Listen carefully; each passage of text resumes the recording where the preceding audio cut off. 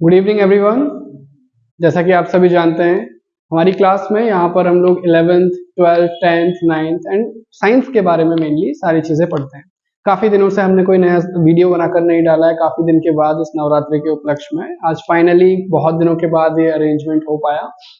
तो आज एक नया वीडियो बना रहे हैं जो कि हमारा टॉपिक है chemistry class 11th chapter number 2 structure of atom. इस चैप्टर के अंदर हमने काफी सारी चीजें पढ़ी हैं और उन काफी सारी चीजों में जैसे हम लोगों ने पहले स्ट्रक्चर ऑफ एटम के बारे में पढ़ा, तो एटम कैसा दिखता है, एटम के अंदर कितने सब एटॉमिक पार्टिकल्स होते हैं, like we have studied about atom sub atomic particles, electron, proton, neutron, right, and their positions, right. We have studied about Thomson's atomic model, Rutherford's atomic model, then we have studied about Niels Bohr's atomic model. So जब तक Niels Bohr का atomic model हमने पढ़ा तब तक ये explanation हमारे सामने था कि इलेक्ट्रॉन एक पार्टिकल है, और उसी के अकॉर्डिंग हमने बताया कि एटम के अराउंड जो स्पेस होता है जहां पर इलेक्ट्रॉन्स पाए जाते हैं, the electrons accommodated around the place around the nucleus, that is orbit, and there are different orbits and those orbits are also defined as different energy levels. लेकिन बोर्स एटॉमिक मॉडल के बाद ये कहा जाता है कि इलेक्ट्रोमैग्नेटिक रेडिएशन थ्योरी में कि इलेक्ट्रॉन एक पार्टिकल है नहीं, electron can also behave like a wave. So वहां पर एक थ्योरी आती है जो ये कहती है कि electron has dual nature of matter particle. तो अगर इलेक्ट्रॉन एक वेव है तो वो मैटर वेव होगी, because electron is a matter anything that occupy space have मास और वॉल्यूम। तो ये जो मैटर वेव बनाएगा इलेक्ट्रॉन, ये इलेक्ट्रोमैग्नेटिक वेव से काफी डिफरेंट होगी।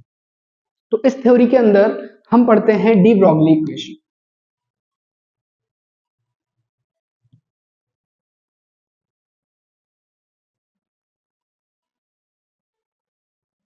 इस डी ब्रॉगली इक्वेशन के अंदर हमें मेनली पढ़ना है कि एक इलेक्ट्रोमैग्नेटिक वेव और एक मैटर वेव एक दूसरे से कंप्लीटली डिफरेंट होती हैं। तो डी ब्रॉगली ने इसी स्टेटमेंट को मद्देनजर रखते हुए, इसी स्टेटमेंट पे फोकस करते हुए उन्होंने एक रिलेशन एस्टेब्लिश किया, और उसी रिलेशन के बारे में हम इस इक्वेशन में पढ़ने वाले हैं।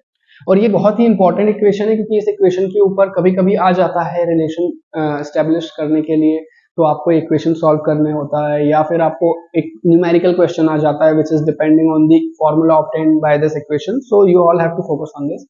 सो डी ब्रॉगली इक्वेशन में डी ब्रॉगली ने जो रिलेशन है उसे एस्टेब्लिश करने के लिए उन्होंने दो इक्वेशंस की हेल्प ली। पहला आ जाता है आपके पास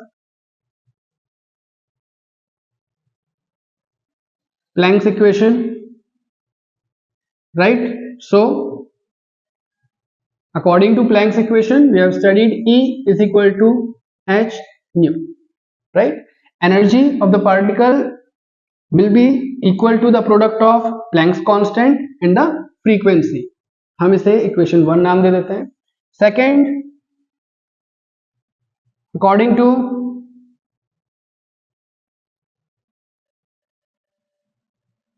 Einstein's equation, Einstein's relativity equation हम सभी जानते हैं, E is equal to mc square. This is equation number 2, right? In the end, we will write down the notations as well, right? अब यहां पर हम देखते हैं कि दोनों ही इक्वेशन का लेफ्ट हैंड साइड इक्वल है, right? So by comparing equation 1 and 2, we can write here by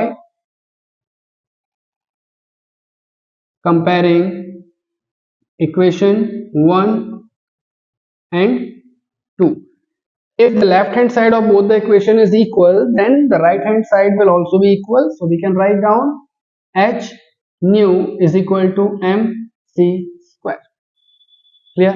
Now, so by comparing both the equation, we have got this relation which is h nu is equal to mc square. यहाँ पर हम देख सकते हैं भाई ये जो h है हमारा वो क्या है, प्लैंक्स कांस्टेंट है, ठीक है। ये जो आपकी न्यू है ये क्या है आपकी, ये आपकी फ्रीक्वेंसी है, m मास ऑफ पार्टिकल है, मास ऑफ पार्टिकल है, तो अगर हम पार्टिकल इलेक्ट्रॉन की बात कर रहे हैं तो m की जगह हम पुट करेंगे mass of electron, and c is speed of light. ठीक है, अब यहां पर आप ध्यान से देखेंगे तो एक हमारे पास एक छोटा सा रिलेशन पहले से है जो ये बताता है frequency is equal to speed of light upon wavelength, right. अब ये जो छोटा सा रिलेशन हमारे पास है इसको उठाकर हम इस इक्वेशन में रखेंगे तो क्या हो जाएगा, h c upon lambda is equal to m c square.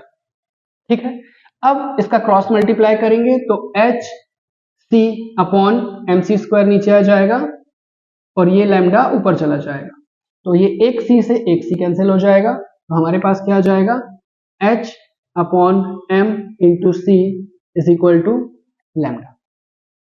इतना क्लियर है। अब इसके बाद देखते हैं, अभी यहां पर स्पेस नहीं है, इस तरफ आ जाते हैं। ठीक है, अब ये जो फॉर्मूला हमारे पास आया, जस्ट इसको रीराइट कर लेते हैं एक बार, h upon m into c is equal to lambda. अब ये c क्या है, स्पीड ऑफ लाइट है। अब हम बात कर रहे हैं मैटर वेव की, तो हमें यहां पर वेलोसिटी लेनी पड़ेगी पार्टिकल की, किसकी, इलेक्ट्रॉन की, तो हम यहां पर रखेंगे c की जगह पर c will be replaced by v, right. तो h upon m into v हो जाएगा इज इक्वल टू लैम्डा हो जाएगा। नाउ अब ये जो m इंटू वी है, भाई हमने पढ़ रखा है momentum p is equal to m into v, तो हम इसे m इंटू वी की जगह p रख सकते हैं, तो h upon p is equal to lambda. अब हमने हमेशा देखा है कि कोई भी क्वांटिटी हो फिजिक्स में, जब दो क्वांटिटीज के बीच में रिलेशन होता है, आइदर डायरेक्टली प्रोपोर्शनल है या इनडायरेक्टली प्रोपोर्शनल है, तो उस प्रोपोर्शनैलिटी के साइन को हटाकर जब हम इक्वल का साइन लेकर आते हैं तो एक कांस्टेंट आता है वहां पर।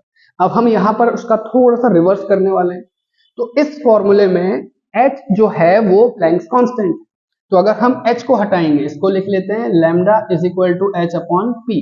अब यहां से कांस्टेंट h को अगर रिमूव करेंगे तो ये रिलेशन बनेगा lambda is proportional to 1 upon p।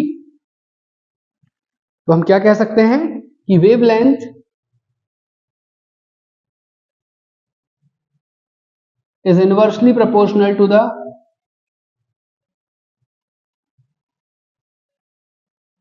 Momentum. ठीक है, तो डी ब्रॉगली भाई साहब अपनी इक्वेशन में यही बताना चाह रहे थे कि कैसे एक इलेक्ट्रोमैग्नेटिक वेव और मैटर वेव में डिफरेंस होगा, तो उन्होंने वेवलेंथ और मोमेंटम के बीच में एक रिलेशन बताया कि मैटर वेव में, मैटर क्या है, इलेक्ट्रॉन जो वेव फॉर्म में प्रोपेगेट कर रहा है, तो अगर इलेक्ट्रॉन का मोमेंटम ज्यादा होगा तो जो वो वेव बना रहा है उसकी वेवलेंथ कम होगी, और अगर इलेक्ट्रॉन का मोमेंटम कम होगा तो वेवलेंथ ज्यादा होगी। अब इतना तो हम यहां पर देख सकते हैं कि भाई मोमेंटम क्या है, मास इनटू वेलोसिटी। अब मास तो चेंज होगा नहीं, ठीक है। मोमेंटम की अगर हम बात करें तो मोमेंटम क्या है, मास इनटू वेलोसिटी। अब भाई मास तो चेंज होगा नहीं, तो बात सीधी सीधी वेलोसिटी की है कि अगर इलेक्ट्रॉन की वेलोसिटी ज्यादा होगी तो मोमेंटम ज्यादा होगा, मोमेंटम ज्यादा होगा तो वेवलेंथ कम होगी। मास, अगर वेलोसिटी इलेक्ट्रॉन की कम होगी तो मोमेंटम कम होगा, मोमेंटम कम होगा तो फिर वेवलेंथ ज्यादा होगी, राइट। अगर आपको इसमें कोई भी डाउट है तो आप कमेंट सेक्शन में ड्रॉप कर सकते हैं, और अगर आपको किसी भी अपने फेवरेट टॉपिक का वीडियो अगर चाहिए तो आप उस टॉपिक का नाम कमेंट बॉक्स में डाल सकते हैं।